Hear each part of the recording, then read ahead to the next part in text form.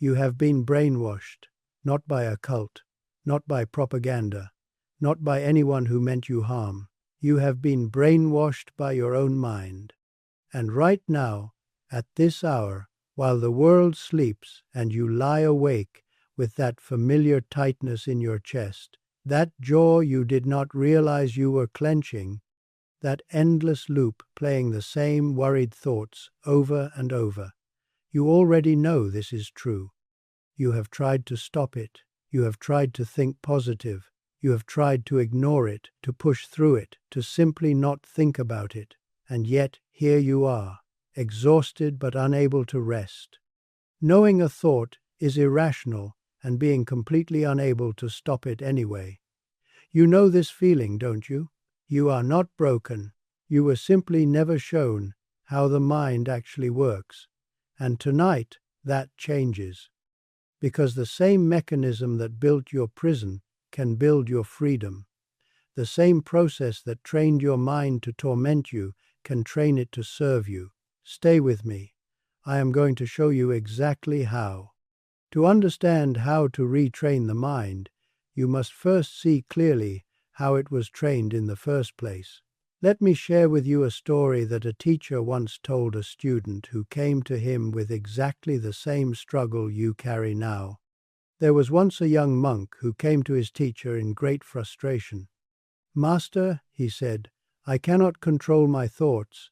I sit in meditation and they swarm like flies. I try to find peace and my mind fills with worry, angry thoughts, fearful thoughts. They grow like weeds no matter how many times I pull them out." The old teacher listened quietly. Then, without a word, he stood and walked into the garden. The young monk followed, confused. In the corner of the garden sat 2 clay pots filled with soil, nothing more, just earth. The teacher pointed to the pots. "Each day," he said, "you will come here. You will water this pot." He touched the one on the left, "And you will not water this pot." He touched the one on the right. "Do this. Nothing more." The young monk wanted to argue. "What does this have to do with my mind?" But he had learned not to question his teacher's strange instructions, so each morning he came to the garden. He filled a small vessel with water. He poured it carefully into the left pot. He looked at the right pot, dry and neglected, and walked away. What would you have done? Would you have trusted the teacher? Would you have watered the pot without understanding why? Days passed, a week, 2 weeks. One morning the young monk arrived to find a small green shoot emerging from the watered pot. By the next week it had become a seedling. By the following month, a strong and healthy plant stretched toward the sun, its leaves broad and green. The ignored pot held nothing but cracked, dry earth. Whatever seeds had been sleeping there had long since given up. The teacher appeared beside him. "Now you understand," he said. The monk was quiet for a long moment. Then slowly he nodded. "You see," the teacher continued, "seeds blow into every garden. This is not something you can stop. The wind carries them. They land where they land. Thoughts are the same. They arise. They appear. You did not invite them. You cannot prevent them. This is not your failure. But you hold the water. You decide which seeds drink and which seeds thirst. The ones you feed will grow. The ones you starve will wither." He placed his hand on the young monk's shoulder. "You have been watering the weeds, my student, not because you are foolish, not because you are weak, but because no one ever showed you that there were 2 pots. No one ever told you that you were holding the water all along. Now you know. Let that settle for a moment. Can you feel the truth of it? This story is not about a monk in a garden long ago. This story is about you. Tonight, right now. Your mind is that garden. And seeds blow in constantly. Worry, self-doubt, fear, regret. They land without your permission. They sprout without your consent. And for years, perhaps your whole life, you have been watering them, Not because you wanted weeds, but because you did not know you had a choice. You have felt this, haven't you? That sense of being hijacked by your own thinking. The way one small worry grows into a forest of catastrophe. The way a single critical thought multiplies until it feels like the only voice in your head. Every time you replay a painful memory, you water it. Every time you rehearse a future catastrophe, you water it. Every time you repeat to yourself that you are not enough, not worthy, not capable, you pour water on seeds that were never meant to grow this tall. But here is what the weeds do not want you to know. They need you to keep watering them to survive. The moment you stop, they begin to weaken. And when you take that same water and pour it on something else, something you actually want to grow, everything begins to change. This is not merely a story. This is the architecture of your mind. This is what the ancient teachers knew, and what modern science has now confirmed. Over 2,000 years ago, in a text called the Yoga Sutras, a sage named Patanjali wrote these words: "When disturbed by negative thoughts, cultivate the opposite." Does this make sense? Not fight the thought, not suppress the thought. Cultivate the opposite. Plant a different seed. This is the difference between what you have been trying and what actually works. You have been pulling weeds, exhausting yourself fighting thoughts, resisting thoughts, trying to force thoughts out of your mind. And what happened? They came back stronger. They always come back stronger. Because fighting a thought is still giving it your attention. Resisting a thought is still watering it. What you resist persists.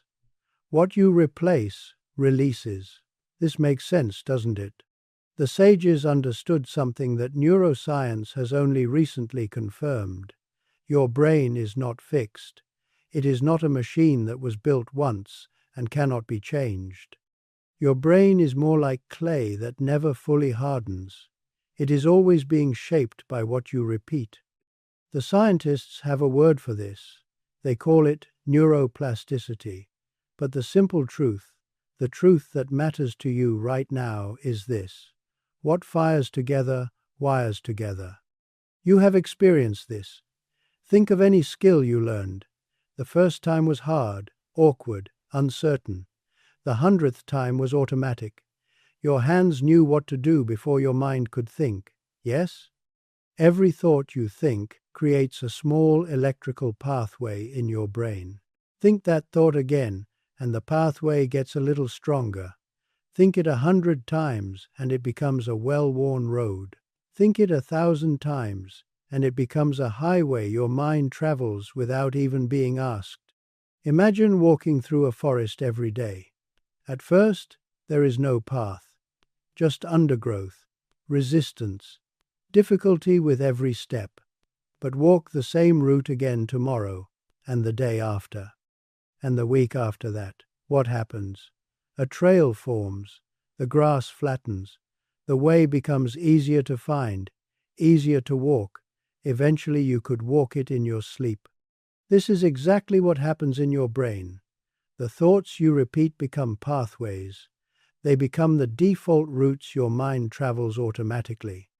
You have worn deep grooves into certain ways of thinking without even knowing it. The worry pathway, the self-criticism pathway, the fear of the future pathway. But here is the hope in this. New paths can be made. It simply takes walking them again and again until they become easier than the old ones. Can you see it? Can you see how the same mechanism that trapped you can free you? This is how you were brainwashed by accident. The same worried thought repeated. The same self-criticism repeated. The same fearful story about the future told to yourself over and over until it felt like truth. But if repetition created the problem, repetition can create the solution. New pathways can be built. New roads can be paved. And when you stop traveling the old highways, they begin to fade. The grass grows over them. They become harder to find. You are not stuck with the mind you have. You are simply experiencing the mind you have trained. And you can train it differently. Isn't it so? Now let me ask you something important. When did the weeds in your garden get planted? When did you first begin watering them? Because to truly change, you must see clearly how you got here. You did not plant most of your weeds. They were planted for you. In childhood, words were spoken by adults who did not know their power. You are too sensitive. You will never be good at that. Who do you think you are? These were seeds, dropped into the soil of a mind too young to question them, and you watered them for years without knowing what you were doing. Culture planted seeds. 1,000 advertisements teaching you that you are not enough as you are, that you need to buy something, achieve something, become something other than what you already are in order to be worthy. Trauma planted seeds, moments that wrote beliefs into your body before your mind could object, experiences that taught you the world is not safe, people cannot be trusted, you must always be vigilant. And repetition did the rest. The news cycle feeding you fear, the comparisons to others that left you feeling small, the worry that became habit simply because it was always there, always playing, always being watered.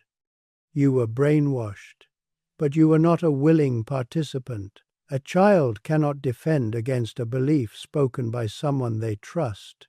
You did not choose your first thoughts, you only inherited them. Hello? Are you still with me? This is important, because if the conditioning was not your fault, then the shame you carry about your mind is not deserved. You have been blaming yourself for weeds you did not plant. You have been calling yourself broken because your garden grew exactly what it was watered to grow. What you call a broken mind is actually a sensitive mind, a mind that feels deeply, a mind that absorbed everything around it because that is what minds do. It does not need destruction, it needs direction. You are allowed to release that shame now. You are allowed to stop blaming yourself for thoughts you did not choose. From this moment forward, every seed you water is your choice. Can you feel that? The weight lifting, even slightly? You have carried this long enough. The confusion about why your mind works against you, the shame of struggling with something invisible, the exhaustion of fighting the same battles every day. You have carried it, and you have survived it, and that alone tells me something about your strength. But carrying is not the same as healing. And tonight, you put some of that weight down. Are you ready? Now, the question that matters most. What do you do with the very next thought that disturbs you? Let me show you, simply, practically, something you can use tonight. When a negative thought arises, you do not fight it. You do not pretend it is not there. You notice it. Simply notice. Say inwardly, "Ah, a seed is asking for water." This is the first step. Notice. This creates space. This is the pause between the thought appearing and you reacting to it. In that pause lives your freedom. If you can, name the pattern. This is the not good enough thought. This is the fear of the future thought. This is the old criticism wearing new clothes. Naming reduces power. What you can name, you can see as separate from yourself. It becomes something you are observing rather than something you are drowning in. Then, and this is the key, you plant the opposite. Not forced positivity, not pretending, the specific opposite of the specific weed. If the thought says, "I am not good enough," you plant, "I am learning and growing every day." If the thought says something bad is going to happen, you plant, "I handle what comes when it comes." If the thought says, "I cannot trust myself," you plant, "I am someone who is building wisdom." You say it inwardly. You say it with presence. You say it even if you do not fully believe it yet. Notice, pause, plant. This is simple. But do not mistake simple for easy. Isn't it so? You can do this. You know you can. Yes? Because here is what you must understand. You are not trying to convince yourself of anything. You are planting a seed. Seeds do not need you to believe in them. They just need water. They just need repetition. They just need you to keep choosing them over the weeds. Do this once, and nothing changes. The old pathway is too strong. The old highway is too well traveled. But do this every time the weed asks for water. Every time you notice the familiar thought arising. Every time the old pattern begins to play. Do it for days, for weeks, and something shifts. The old groove begins to fill in. The new groove deepens. The highway starts to crack, and grass grows through. The new path becomes easier to walk than the old one. This is not magic. This is architecture. You are building new pathways in your brain, one thought at a time, one choice at a time, one redirected moment at a time. Notice, pause, plant. 3 words, a lifetime of practice. The next thought that disturbs you is not an enemy. It is an opportunity, an invitation to water something different. Do you understand? Some days you will forget. Some days you will water the wrong pot by habit. You will catch yourself halfway through a worry spiral and realize you have been feeding it for an hour. This is not failure. This is practice. This is what it looks like to retrain a mind that has been running the same patterns for years. You are allowed to be a beginner at this. You have permission to learn slowly. You have permission to be patient with yourself. You have permission to begin again every single time you notice. The noticing is the victory. The noticing is the moment you pick up the watering can and remember you have a choice. You do not have to be perfect at this. You only have to be willing, and you are willing. I know this because you are still here. You are still listening. You did not click away. Something in you recognized the truth of this teaching, and that something is the part of you that has always known there was another way.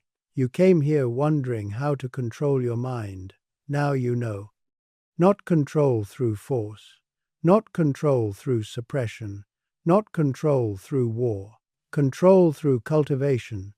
Control through choice. Control through the patient, daily act of watering what you want to grow. You are no longer a victim of your thoughts. You are the gardener. You always were. The only difference now is that you know which pot to water. The mind that once tormented you will begin to serve you, not because you conquered it, not because you defeated it, because you learned to work with it, because you stopped seeing it as the enemy and started seeing it as a garden that simply needed tending. This is not the end of thought. This is the beginning of partnership with your own mind. Every morning you will wake, and seeds will blow into your garden. This is life. This never stops. But now you have a watering can in your hand, and you know where to point it.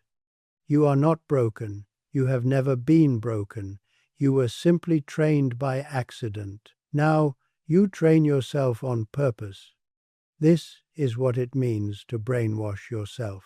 Not to fill your mind with false positivity, not to pretend everything is fine, but to consciously, deliberately, patiently choose which thoughts you will repeat, which seeds you will water, which pathways you will strengthen.